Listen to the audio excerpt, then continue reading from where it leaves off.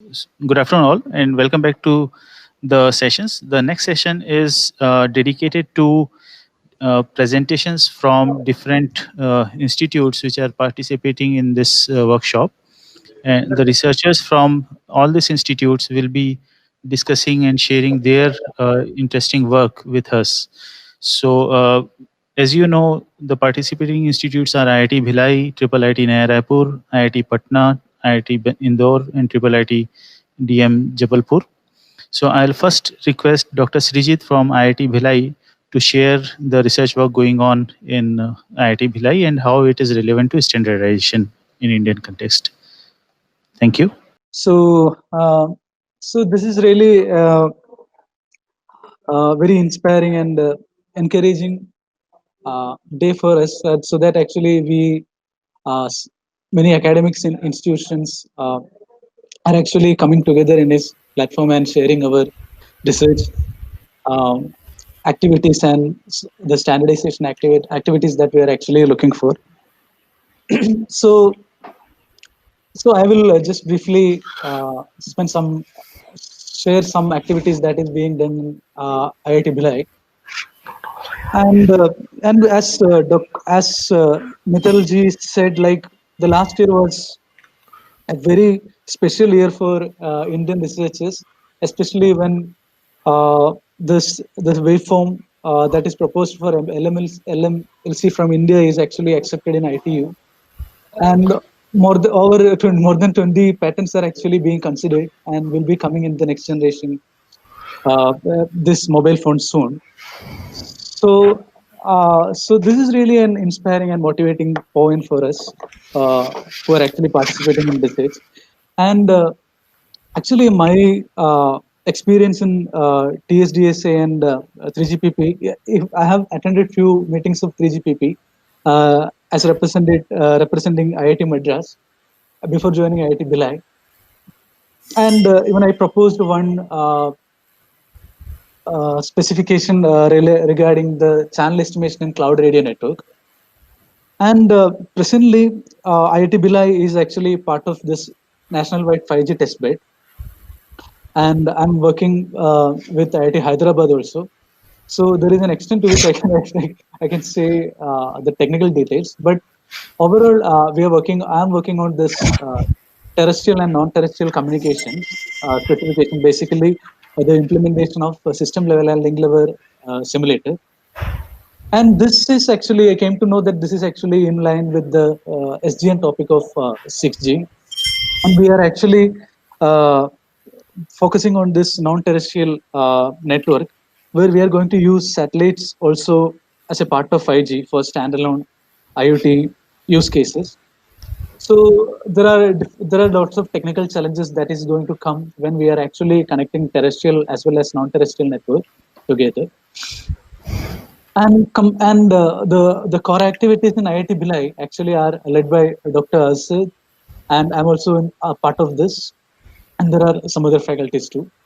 So the other works that are being done in IIT Bhilai are uh, multi-access edge computing. This is actually a part of indigenous 5G testbed and massive multi-connected systems, where actually we are taking we are actually done it on a ambulance, like a smart ambulance. So, and then another work that is actually on adaptive SD wide area network. That's actually associated with ABB research, and Dr. Arsid is actually leading these two activities here. And and we know that compared to like coming to this edge computing, it's actually brings the computation and data storage closer to the location where it is actually needed. Like we are actually the edge means that is something nearer to the user. Actually, this concept originally developed from the content delivery networks like in 90s, and modern edge computing significantly extend this to virtualization technology. And we know that the increase of a large number of IoT devices and various heterogeneous devices to the network, producing a massive actually data requirements. So it basically puts the network bandwidth to the limit. So the device at the edge, it will be preferable. We can actually have decentralized uh, mode of operation. So this is basically we are bringing some of the computational and network things to a the edge of the system. So this will be basically giving us lots of advantages and challenges, like in privacy and security, like scalability, reliability, speed. For example, that when we come to privacy and security, actually the data don't need to be go to the central server or the public thing, because it can actually travel. It can actually done the whole process in a localized, which is actually nearer to the end user. This is so here in IIT Bhilai, when we're joining with IIT Delhi and other IITs in this project, we're actually able to develop an MEC system, which is complaint ETSA complaint MEC system.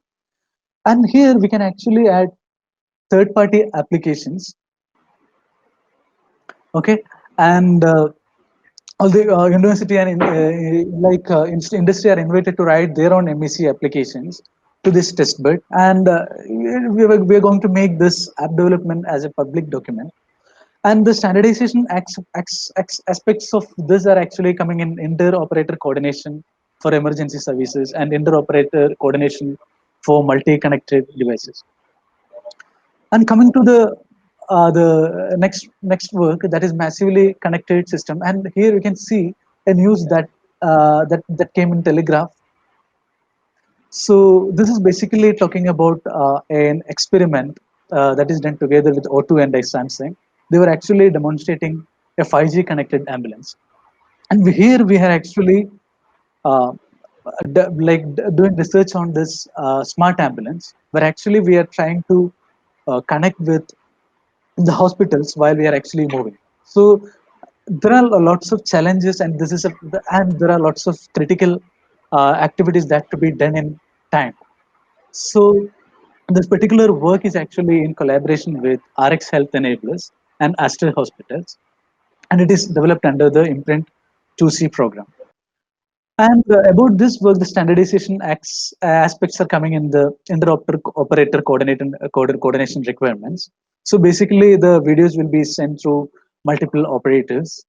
So, and another thing is this will be going to be like, we know that health care systems are actually going to be very crucial. So so generally these are some of the works that are being done at IIT Bhilai. So this is from my side for the time. So in the uh, panel discussion, we can actually come a little bit more about that. Thank you. Thank you, Dr. Srijit, for the nice summary. May I request Dr. Rajarshi Mahapatra from Triple IT Naya Raipur to share his work? Good afternoon.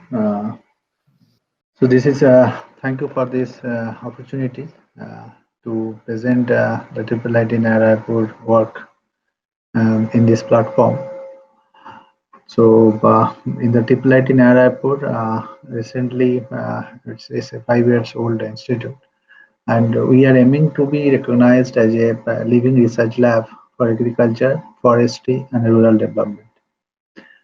So with having this aim, our focus area is in TSDSI, mainly in the perspective of the rural development and the machine learning in communication. We have already started some work on in these two areas, rural development and machine learning. So going forward to see what is the perspective of the rural development, actually one project we had submitted and also accepted from the MIT is the Tribe Connect project, where we are proposing that a integrated smart tribal eco platform, right, in the concept proof of concept in Chhattisgarh. So what exactly we are proposing here, that transform an unstructured village into a smart village with the help of the different kind of advanced technology, whatever we have. So basically, our goal that focus that we need to develop a e-healthcare, e-farming, and e-service. Now, rural development nowadays that they are lagging behind on the many cases. Now, the advanced technology is coming up like IoT, biomedical sensors are available now. So, if we make a structure, the IoT based structure in the rural environment, and that can help us to build that a smart village. Now, in that way, we can transform an unstructured village into a smart village.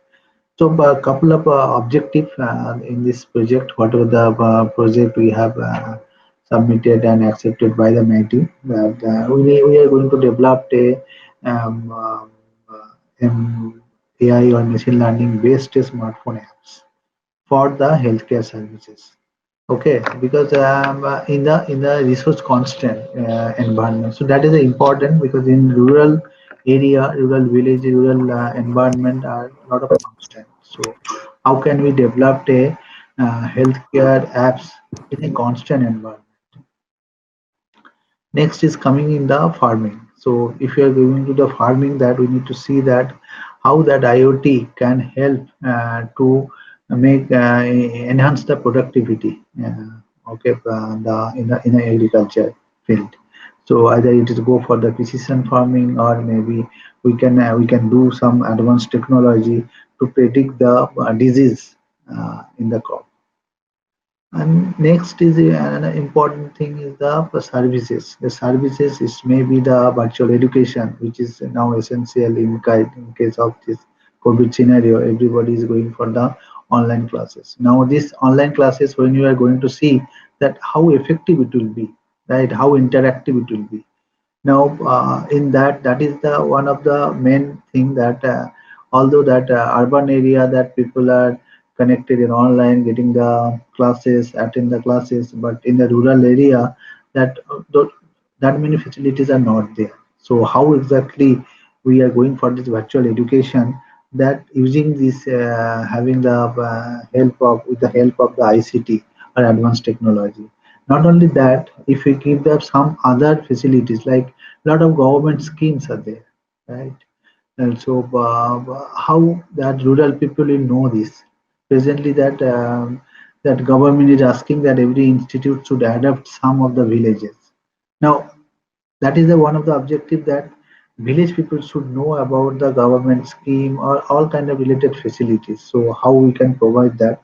So this is the one of the main target that in our project, that we need to make a smart village. Now, not only these services. Now, when you are going to do these services, we need to achieve the affordable last mile connectivity, because nowadays when we are seeing in the COVID scenario that everybody want to go to the online.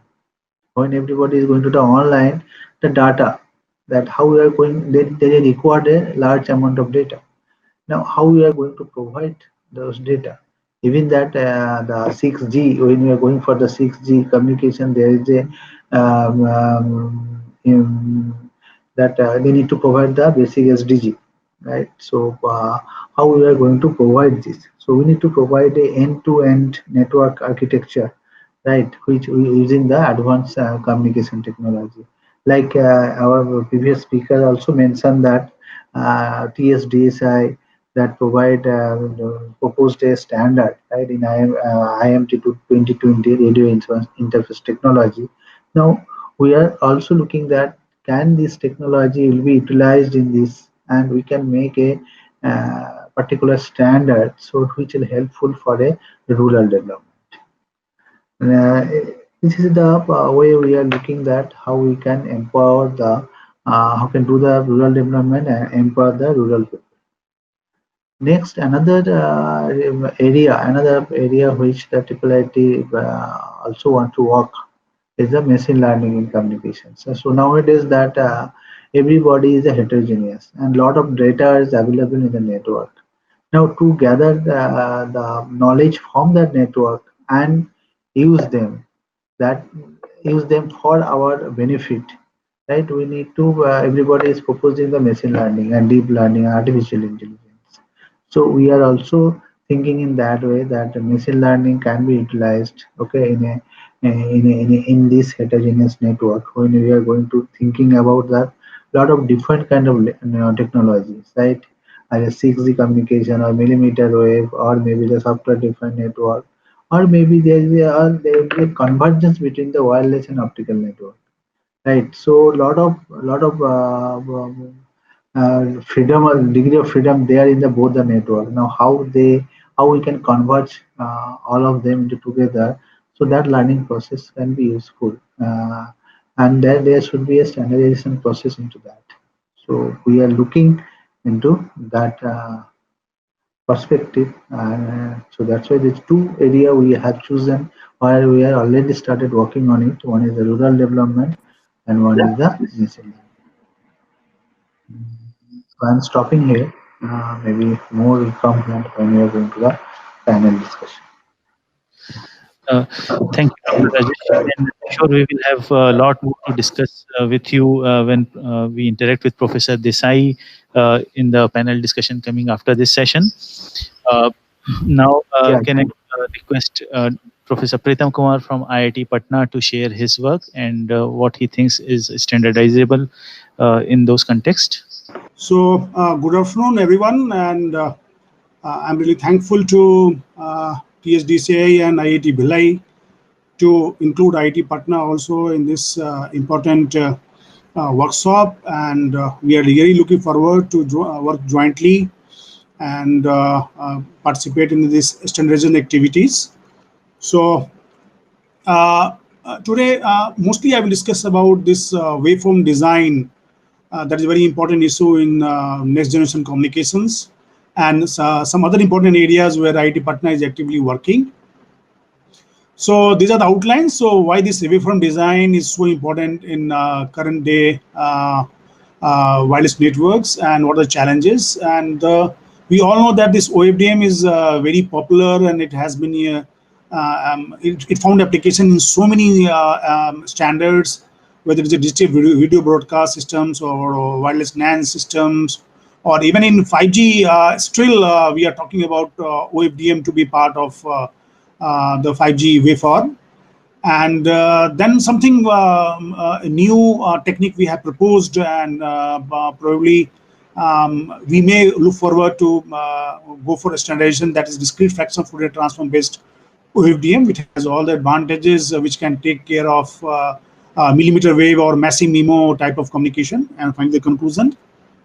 So why this waveform design is very important, because waveform defines what to transmit, where to transmit, and how to transmit. And definitely perfect waveform is power efficient, spectrally efficient, computationally less complex, multi-numeracy scalable, that is they can provide flexible bandwidth, so that we can have dynamic spectrum allocation and all.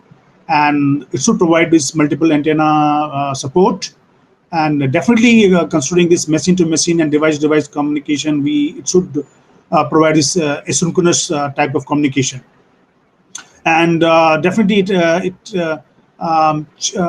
defines a lot of applications like this URLLC, MMTC, that is IoT, and so on.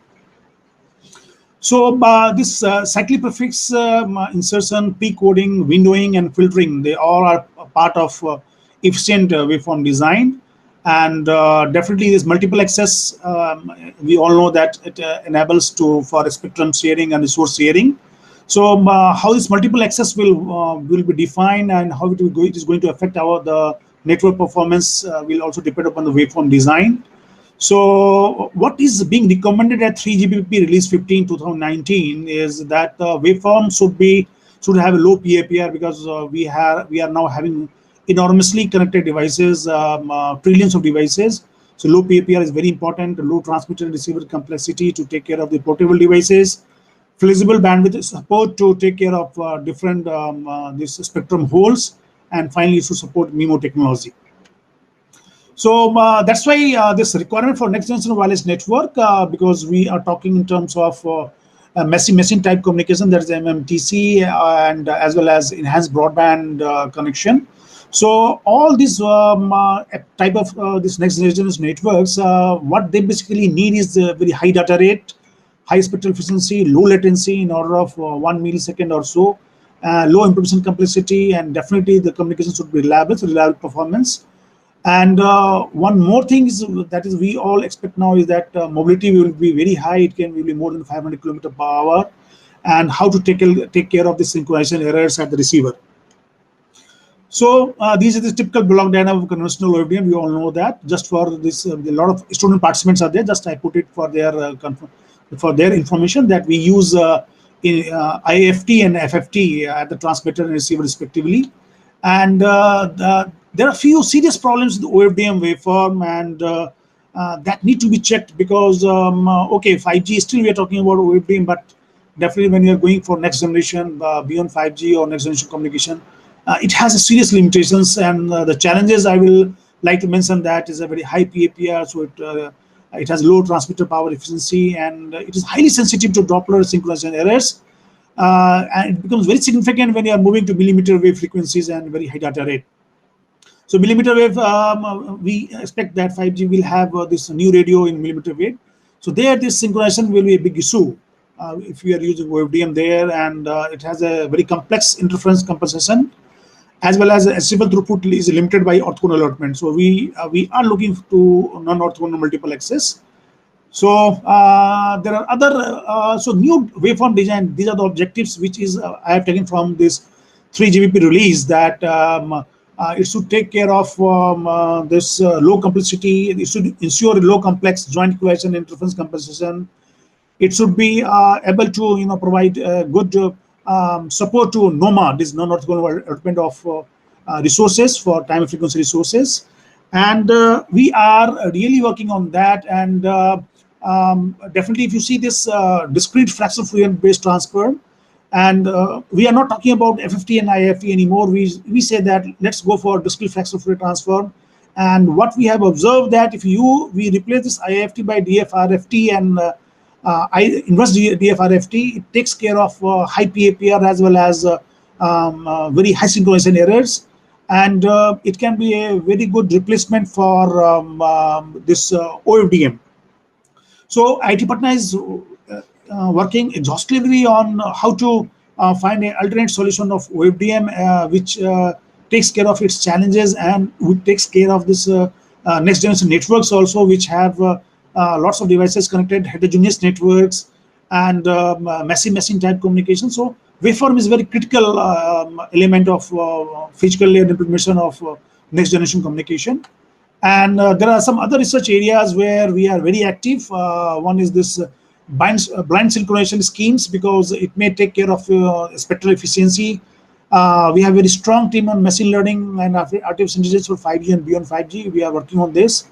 And we have I think I can say one of the best optical communication lab where we are talking, where we are doing a lot of research on devices, basically how these devices can support long haul communication, passive optical network, everything.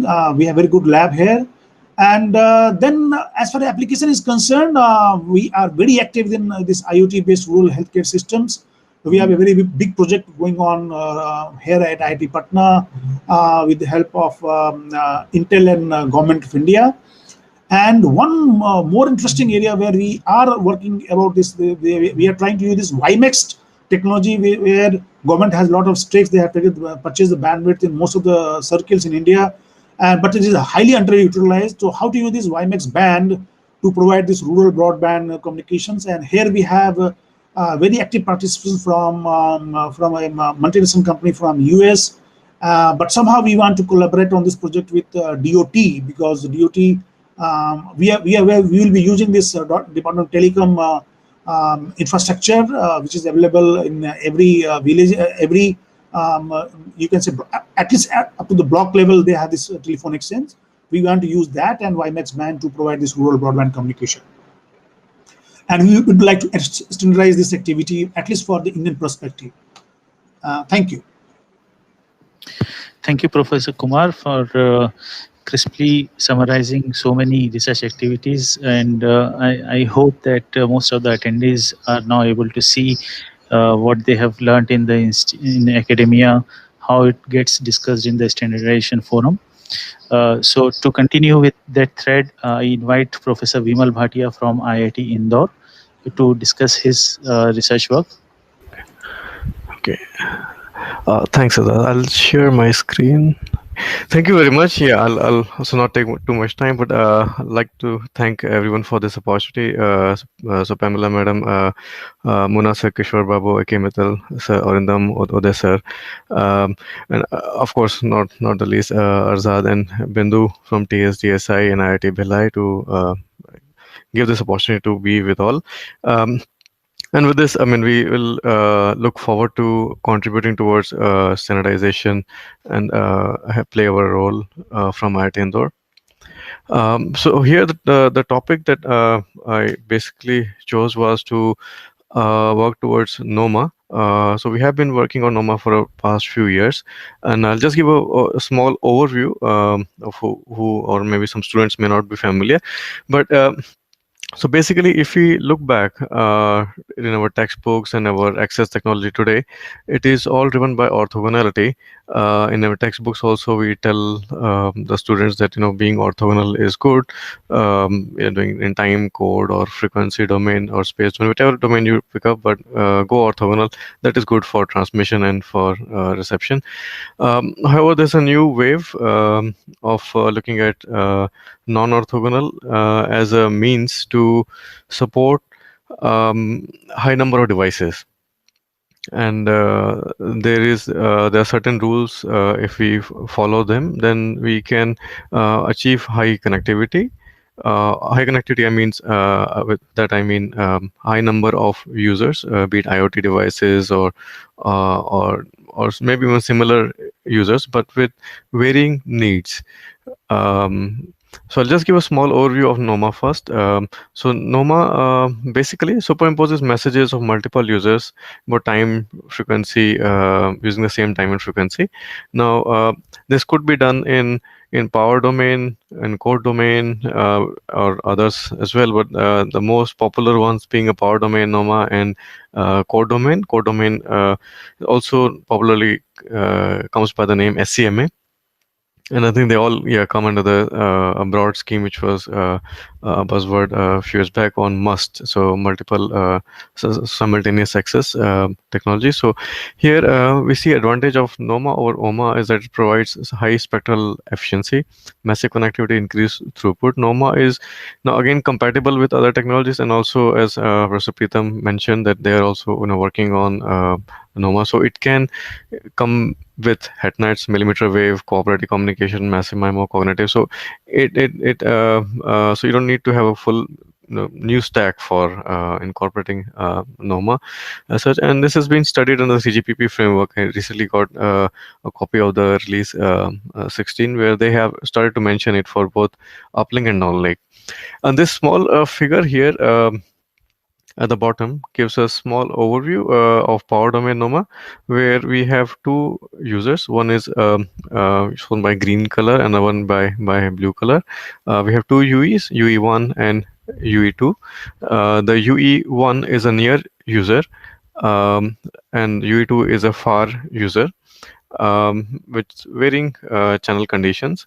So here what we are saying that in power domain NOMA, the simplest way is you basically superimpose a signal. So if you look at the small figure above the base station, where we have power on the y-axis and frequency on the x-axis, we superimpose the two users in the same frequency and the same time, but there's a big variation in the power factor allocated to them, and then we transmit them from the same base station. And assuming the proper synchronization and all, we can actually we are able to serve both the UE1 and UE2 at the same time. And this is a standard figure on the right hand side from one of the references, that we can actually get quite a bit of gain. And this was initial results around 2011 2013 time frame. And now we'll look at some of the work that we have been doing at IIT Indore. We have proposed a few architectures on NOMA. We have proposed I'll show you three small architectures. One is HetNet with D2D cooperation, again one of the techniques as coming up. Then The second figure shows if we incorporate carrier sensing, what is the performance gain we can expect from Power Domain NOMA.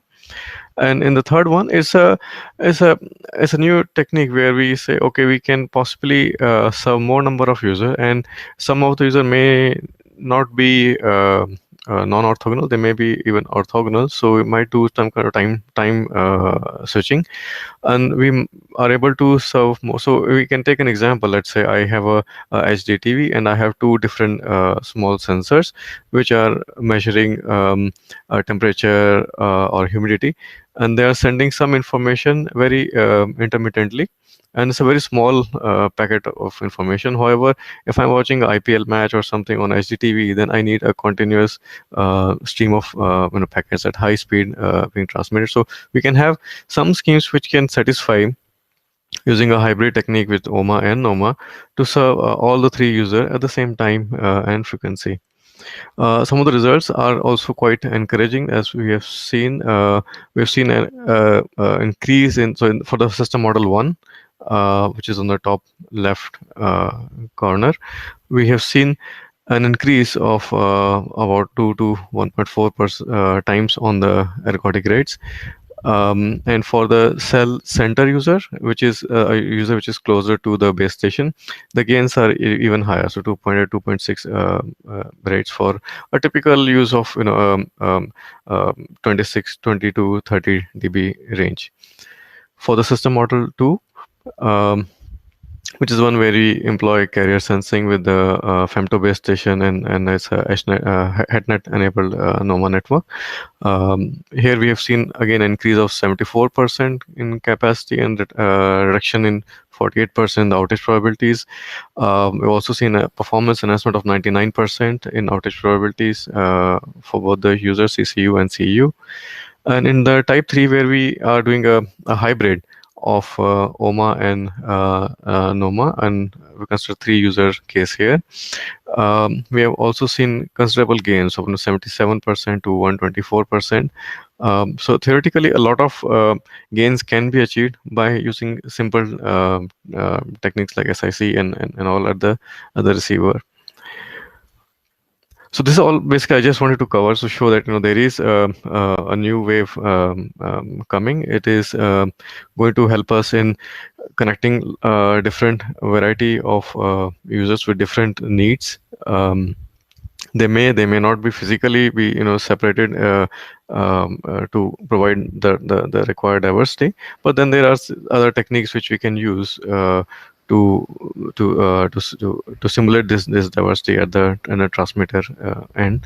So with that, I'll wrap up and then look forward to the panel discussion on this. Thank you. Thank you, Professor Bhatia. So so far in this session, we have seen how different applications can use communication, and also how communication research is done with a target application in mind. Now we will move on to another talk from Dr. Ravi Panwar from IIIT DM Jabalpur, and he is going to talk about the impact of how the RF energy considerations impact the system design. So over to Dr. Ravi Panwar. Thank you. Yes, sir, I'm sharing it. So very good afternoon to all of you. On behalf of Indian Institute of Information Technology Design and Manufacturing, Jabalpur, I am highly thankful to TSDSI and IIT Bhilai for giving this opportunity to present a piece of my research activity here on this wonderful platform. So this is the electromagnetic interference shielding solution and testing technologies. So first of all, I would just like to take a couple of examples of electromagnetic interference. You all might have observed lines across the face of certain TV screens when vacuum cleaner or kitchen blender are working. This is fairly a very less harmful form of EMI. On the other hand, you have also observed that sometimes, these days in the hospitals, very sophisticated electrical and electronic equipments are very sensitive to radio transmissions, because electromagnetic wave is everywhere around us because of the continuous growth in these electromagnetic devices in these days. Other than that, you have observed the lightning strike to the aircraft. In 1992, US naval ship entered a Panama Canal without turning off its radar system, and suddenly the canal zone computer system were destroyed due to the elimination of the radar. So this is a very harmful problem of this electromagnetic interference. And we can first of all understand what is this electromagnetic interference, and that is electromagnetic compatibility. So it's a kind of disturbance which results in the interference and we deteriorate the performance of the regular performing electronic and electrical systems. And electromagnetic compatibility is basically what, that suppose you have completely achieved the electromagnetic compatibility, it means there is no electromagnetic interference. So we can say that EMI results is not achieving EMC. And according to the standard of IEC, this is the definition of EMC, that it is the ability of any equipment which can perform well without any any kind of interference in the system. And in the short, we can say that do not disturb yourself or others, and do not be disturbed by yourself or others. This is the best definition to understand the concept of EMI and EMC. This is the various example that why there is a need of these electromagnetic interference shielding techniques these days. We know we are in the regular touch of these electromagnetic radiations. The technology 3G, 4G are already there, and 5G and 6G are upcoming. You know, the researchers have already observed that the continuous use of mobile phone may result to the various harmful diseases to the human head problem and other type of skin diseases, as you can see in the figure number 2. There are the other anechoic chamber type testing strategies which are required for the testing of this electromagnetic interference. For that, anechoic chamber is very much required, and you can see here, this is the EMI radiation prone area rooms in the hospital. This is the EMI shielded office and protective shields in the microwave oven. And this last figure is relevant to the EMI shielding cases inside a disassembled mobile phone. So there is a number of applications which are relevant to this electromagnetic interference. And there is a very important requirement these days to focus on this particular area. So this is the basic decomposition system you can see here, and there are the 3 parts. One is the emitter and 3 parts, and then we need to focus on all these 3 parts. Okay, so suppose you have 2 harmoniously working system. At a later some time, these 2 systems are suppose A and B. At a later some time, you making some changes in system B, like you are introducing electronics or something like that. Suddenly you found that system B is susceptible from system A, because the design of system has changed, and previously existing electric and magnetic fields and current and voltages are now becoming disturbing for system B now. So it doesn't mean once you have achieved the EMC, you have achieving it for all the times. Whenever there will be the change in the technology, at the same time there will be the new requirement for the technology change in the electromagnetic interference and electromagnetic compatibility. And for that particular purpose, that's why the people and government bodies are using different kind of standards that for both the stages, emission side also and the receptor side also. So there's a need of both kind of emission testing as well as the immunity testing, and for that there are the different kind of standards which are well known to us. And these are the typical EMI testing facilities which can be developed based on these standards. So as we know that we are moving toward the 5G and 6G. So for that particular purpose, if these kind of anechoic chamber and these OATS facility, which is the open area test site facilities, there is a requirement to focus on these areas, how to change the electromagnetic shielding techniques based on the upcoming need of the 5G and 6G technologies. So in this direction, we have carried out some preliminary studies at IIITDM Jabalpur. So in the first slide, you can see here that we have incorporated, these days there's a trend of electronic waste, and it has become a very challenging task because everybody is using mobile phone and laptop and computer, and everybody usually like to change it after 6 months. So how to solve this problem of electronic waste management? So we have utilized this for the development of electromagnetic shielding structures, and we have developed these measurement facilities based on the standards in our lab, based on the IEEE standards, and then have evaluated their performance. So that may be the cost-effective shielding structure. This is another very important area. The frequency selective surfaces, in generally it is known as FSS. So these kind of advanced electromagnetic structures, which can be having a very miniaturized geometry, can be utilized for the same purpose. We have coupled these frequency selective surfaces you can see here, which is a kind of geometry with the nano composite which was synthesized in our laboratory, and we have achieved quite good reflection loss with a very lower coating thickness of 1.4 mm. In the another one you can see here, we have developed an active FSS loaded microwave absorber where pin diode is impinged with these advanced electromagnetic structures, and their performance is evaluated in the real time, and quite good performance is here. Nowadays, these all were the planar structure. These days, there is also requirement of some conformal type of geometries which you can conform and which are flexible also. So this is the first geometry which we can conform.